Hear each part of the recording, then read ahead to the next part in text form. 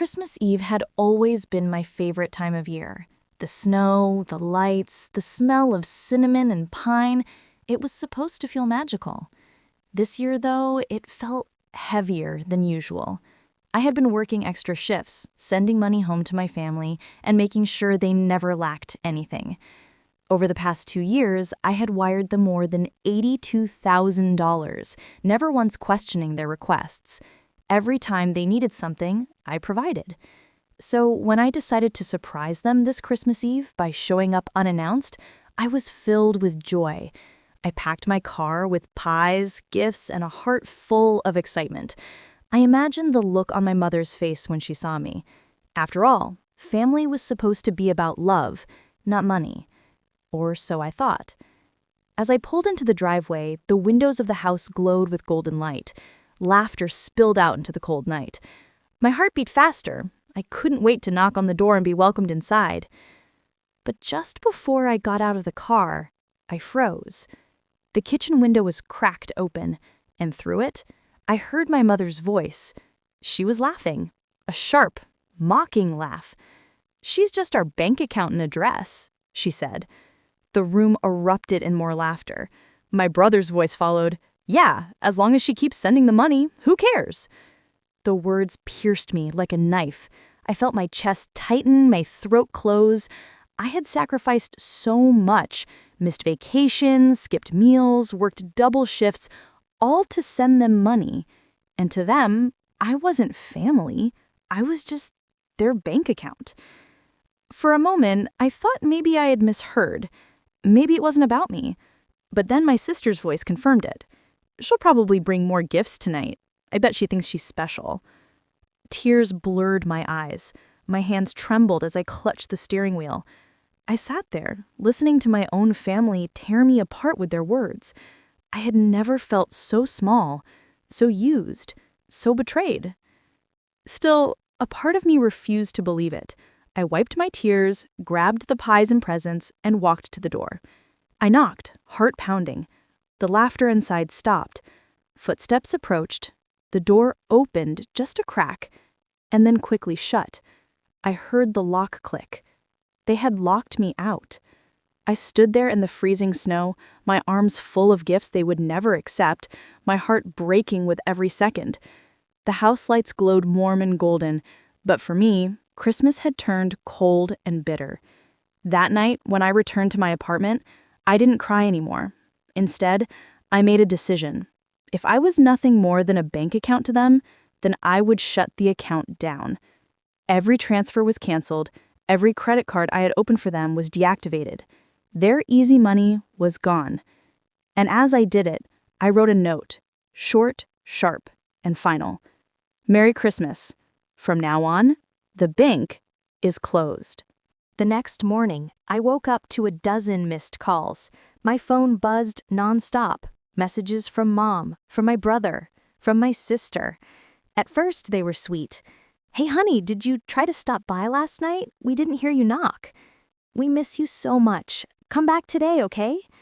But when they realized the money wasn't coming through, their tone shifted. "What's going on with the transfers? Why isn't the rent paid? Did you shut down the cards?" By noon, the messages grew uglier.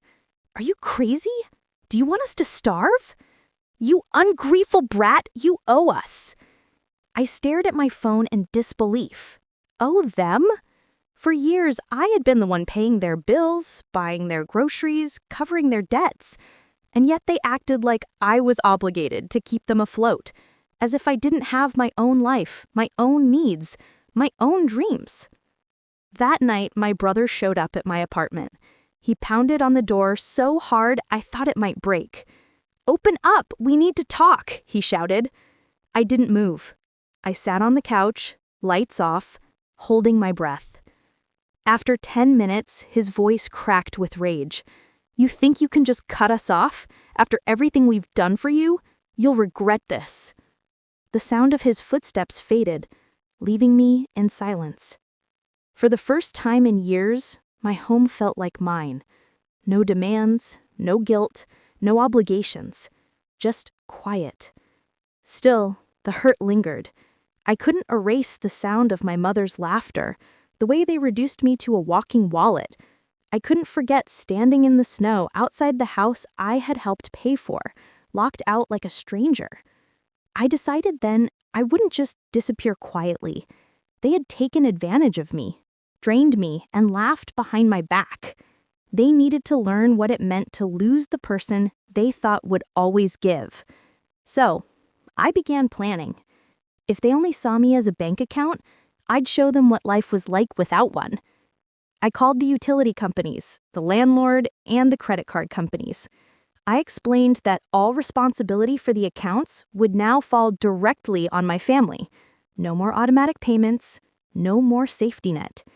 And then for the final touch, I mailed the note I had written, folded neatly inside an envelope with my handwriting on the front. To the family who forgot I was a daughter, Merry Christmas. From now on, you'll remember me not as your bank account, but as the person who finally walked away. I sealed it with shaking hands, but also with a strange sense of freedom. This time I wasn't crying. This time, I was done. Days turned into weeks, and my silence echoed louder than any words I could have spoken. The constant stream of texts and calls from my family slowed, but not because they had accepted what I did, rather because reality had started crashing down on them. By mid-January, I received an email from the electric company confirming that the bill was overdue. I wasn't surprised. I had been the one quietly paying it for the last 2 years. The thought of my family sitting in the dark, wrapped in blankets, made me ache inside. But I reminded myself, they had chosen this. They had mocked me, locked me out, and laughed as though my worth was tied only to the money I sent. Then came another email, this one from the landlord. Rent hadn't been paid. I knew exactly what that meant. They were scrambling, trying to find money they didn't have. For years, I had thought that sending them money was love, that giving them everything I earned would make them appreciate me. But instead, I had trained them to depend on me, like a crutch. And now that crutch was gone. One snowy afternoon, as I was leaving work, I spotted my sister waiting near my car. She looked different, her hair messy, her coat thin against the biting cold. She said, "Please?" She hesitated. Part of me wanted to hug her, to pretend none of it had happened. But then I remembered her words on Christmas Eve, laughing that I was just a bank account in a dress. I asked flatly, "What do you want?" Tears welled in her eyes. We're losing the house. Mom hasn't been able to pay the mortgage. The lights got shut off last week. We didn't mean what we said. Please, you have to help us. I almost laughed, not out of joy, but out of the bitter irony of it all. They hadn't meant it? Words like those don't just slip out. That kind of cruelty comes from truth, from how they really saw me. I reminded her, "You locked me out. You all laughed at me, called me nothing but a bank account. Do you even know how much that hurt?" She sniffled, looking down. "We were joking. We didn't think you'd hear." I said coldly, "That makes it worse, because it means you talk about me like that when I'm not even around." Her face crumbled. "We need you." For the first time in years, I felt a shift in the balance of power. They had needed me all along, but now, without the money, they finally realized it.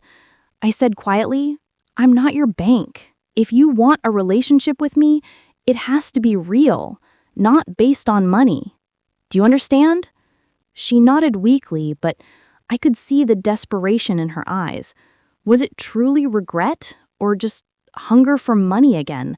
I couldn't tell. That night, I lay in bed staring at the ceiling. I thought about all the sacrifices I had made, the years I had given away, the endless hours of work that went into keeping them afloat. And I thought about the future, a future where maybe, just maybe, I could live for myself. But I also knew my family. I knew they wouldn't let go so easily. This was just the beginning of their desperation. And part of me feared how far they might go when money ran out completely. February arrived with a bitter chill, but the cold outside was nothing compared to the icy tension between me and my family. I hadn't sent them a single dollar since Christmas Eve, and their world had begun to unravel. The calls came less often now, but when they did, they were raw, pleading, sometimes even frightening. My mother's voice cracked on one voicemail. "Sweetheart, we can't buy groceries. Your little nephew is hungry. Please, we need you." Another time, my brother left a harsher message. "You think you're better than us now? You think you can just walk away after everything we gave you growing up? Don't forget, we raised you. You owe us." That word again, owe, as if my entire existence was a debt I could never repay. Still, I couldn't lie.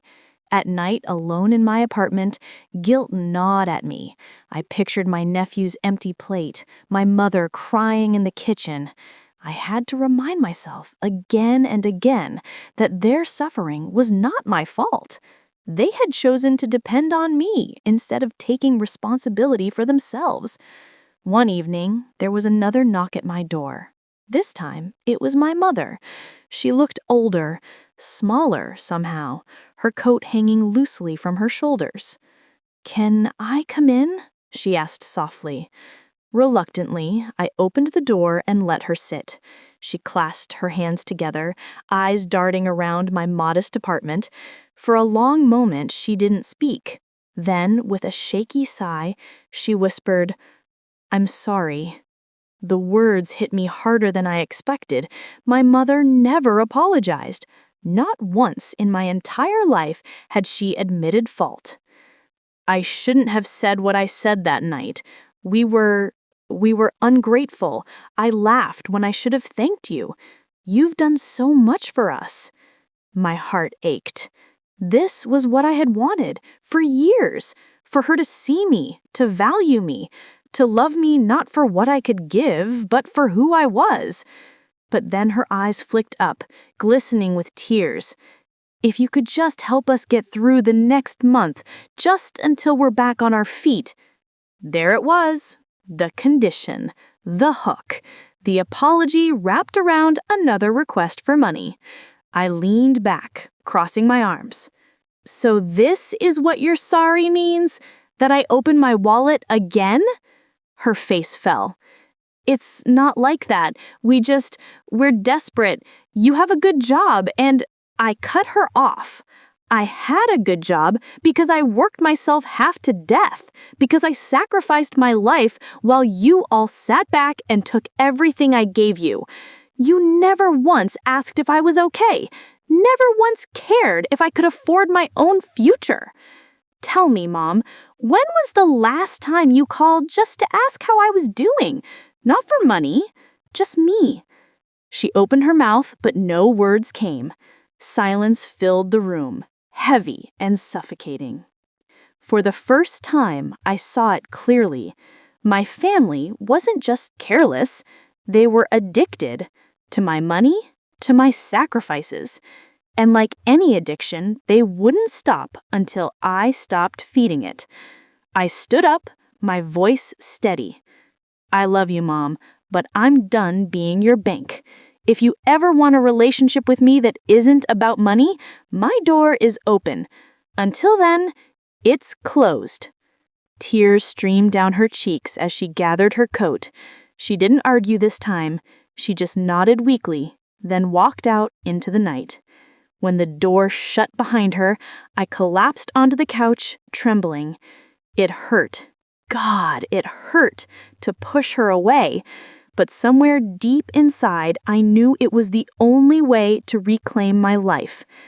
Little did I know, though, that my family wasn't going to give up so easily. The next move they made would test me in ways I never imagined. March rolled in with icy winds and storms, but my life was finally beginning to feel lighter. For the first time in years, I was saving money for myself. I enrolled in a photography class I had always dreamed about, bought fresh groceries without guilt, and even allowed myself the luxury of sleeping in on weekends instead of dragging myself into extra shifts. But peace doesn't last long when your family is desperate. One Friday evening, as I left my class, I found my brother leaning against my car. His arms were crossed, his jaw tight. "We need to talk," he said flatly. I almost turned back inside, But something in his eyes, sharp, cornered, made me freeze. "What do you want now?" I asked carefully. He smirked, though it didn't reach his eyes. "You've made your point. You cut us off, and yeah, it's been hell. But here's the thing. You can't just walk away from family. We're blood. Whether you like it or not, you're stuck with us."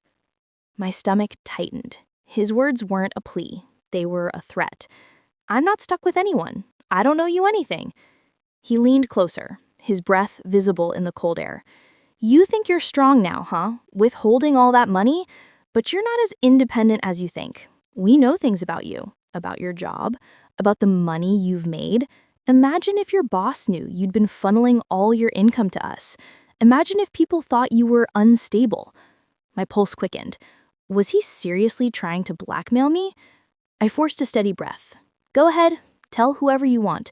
You think I'm ashamed of helping my family? No, the only shame here belongs to you for exploiting me." For a second, I thought he might hit me, his fists clenched, then relaxed. "Fine, don't say I didn't warn you, but remember, you're nothing without us." He walked away, leaving me shaken but not broken. His words echoed in my mind all night. Nothing with them? The truth was the opposite. I was nothing with them. They had drained me until I forgot who I was. Now I was finally building a life of my own. Still, the encounter rattled me enough that I started being more cautious. I changed the locks on my apartment, notified security at work not to let anyone in without my permission, and even spoke with a lawyer about my rights. If my family was going to turn aggressive, I needed to be ready. A week later, I received a letter in the mail. At first, I thought it was another bill redirected from their address, but when I opened it, my hands went cold. It was from my family's attorney. They were suing me. The claim that I had promised to support them financially, and by cutting them off, I had caused undue hardship that threatened their survival. They were demanding compensation, tens of thousands of dollars. I sank into my chair, the letter trembling in my hands. My own family had turned me into their enemy. This wasn't just about money anymore. This was war. But as the shock settled, so did something else. A strange, steady calm. They thought they could break me. They thought fear and guilt would force me back into submission. They had no idea who I was becoming. I folded the letter neatly, placed it back in the envelope, and whispered to myself, "You wanted a bank account and an address? You're about to see what happens when the bank fights back." The lawsuit shook me to my core, but after the first wave of panic passed, something inside me hardened. I had spent years bending, breaking, and bleeding for my family. Not anymore. If they wanted a fight, I was ready to give them one. I met with my lawyer, a sharp, no-nonsense woman named Karen. She flipped through the documents with a raised eyebrow. "This is ridiculous," she muttered. "There's no legal ground here. You didn't sign any agreement. You didn't make any contractual promise. Family support isn't enforceable in court. They're trying to scare you." Her calm confidence gave me strength. "So I can win this?" I asked. She leaned back in her chair, smirking. "Not only can you win, we'll make them regret filing this nonsense. If they push, we'll countersue for harassment and emotional damages." For the first time since Christmas Eve, I felt something I hadn't in months. Hope. The court date was set for April. On the morning of the hearing, I walked into the courthouse with my head held high. My family was already there. My mother, pale and tired, my brother scowling, my sister avoiding my eyes. I could feel the tension radiating off them. When the judge entered, the room fell silent. My family's lawyers started with a dramatic plea about how I had abandoned them, how they had counted on my support, and how my sudden withdrawal of funds had caused severe hardship. I sat quietly, my hands folded in my lap, until it was Karen's turn. She stood confidently. "Your Honor, this case is not about hardship. It's about entitlement. My client spent years supporting her family voluntarily, without any legal obligation, without any contract. She gave out of love, and instead of gratitude, she was mocked, insulted, and even locked out of her own family home on Christmas Eve. And now they're trying to weaponize the court system to squeeze her for more money. This isn't hardship. This is exploitation." Her words hung heavy in the air. I glanced at my family. My mother's face was red with shame, my brother shifted uncomfortably, and my sister wiped at her eyes. The judge asked me directly, "Is this true? Did they lock you out?" I swallowed hard, my voice steady. "Yes, Your Honor. I heard them laugh about how I was nothing but a bank account. When I knocked on the door with gifts, they locked me outside in the snow. That was the moment I realized my family didn't see me as a daughter, they saw me as money." The courtroom was silent. After a long pause, the judge spoke. "This case is dismissed. Family members are not legally obligated to provide lifelong financial support. Furthermore, filing such a claim borders on abuse of the legal system." He looked sternly at my family's lawyer. "I strongly suggest your clients rethink their actions before bringing such matters to court again." Relief flooded me. My hands trembled as I clasped them together, holding back tears. As we left the courthouse, my brother hissed under his breath, "This isn't over." But his voice lacked the fire it once had. It sounded weak. Karen put a reassuring hand on my shoulder. "You did it. You stood your ground. They can't touch you anymore." But deep down, I knew my family's hunger for control wasn't finished.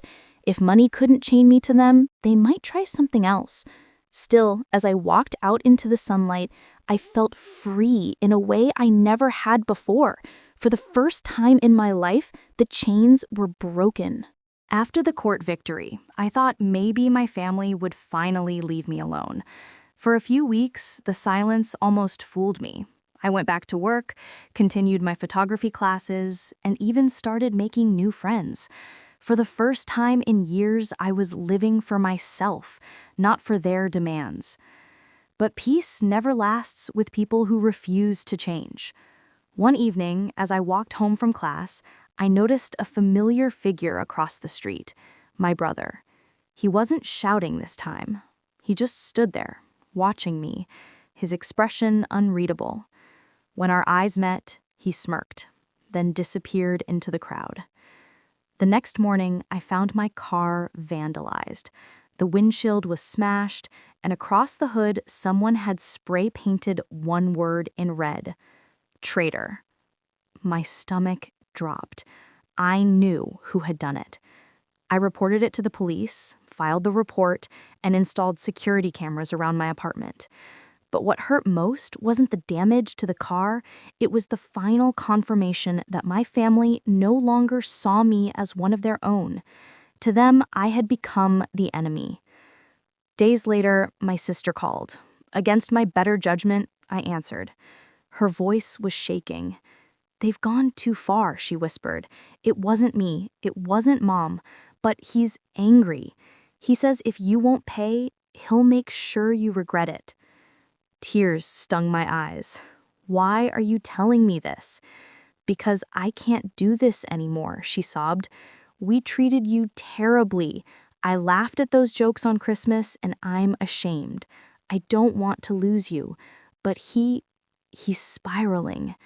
Her voice cracked. For the first time, I believed her regret was real. I took a deep breath. "Listen to me. If you want a relationship with me, it has to be away from all of this. Away from him, away from Mom's demands. I can't keep going back. I won't." She went quiet, then whispered, "Okay." For the first time, a door opened, a real chance at a relationship built on something other than money. But my brother wasn't done. A week later, I came home to find an envelope taped to my door. Inside was a note scrawled in his handwriting. "You think you won? This isn't over. You'll always be nothing without us." I stared at the words, then slowly tore the note in half. Because the truth was, for the first time in my life, I was finally something without them. And I wasn't afraid anymore. Spring arrived, and with it, a new chapter in my life. I rented a small studio where I could work on photography projects, capturing moments of beauty instead of drowning in memories of betrayal. I applied for an exhibition, and to my surprise, my work was accepted. For the first time, people were seeing me not as a bank account, not as someone's provider, but as an artist, as a woman with dreams of her own. My family tried a few more times to reach me. My mother sent letters, sometimes apologizing, sometimes begging. My brother's threats grew quieter as the months passed until they stopped entirely. My sister, true to her word, began visiting me alone. She never asked for money again. We talked about small things, her favorite books, my photography classes, and our childhood memories. Slowly, cautiously, I let her back into my life. But the rest of them, I let go. One evening, I sat on my balcony watching the sunset, my camera resting in my lap. For the first time in years, I felt light, free. The chains of guilt and obligation had finally broken. I thought back to that Christmas Eve, the laughter, the locked door, the snowflakes falling around me as I stood outside with gifts they didn't want. It used to be the most painful memory of my life, but now it was the moment everything changed. The night I stopped being their victim and started being myself. I whispered into the fading light, not with anger, but with peace. Merry Christmas. The bank is closed. Forever. And with that, I turned my camera toward the horizon and took the shot of my life. A new beginning captured in one frame.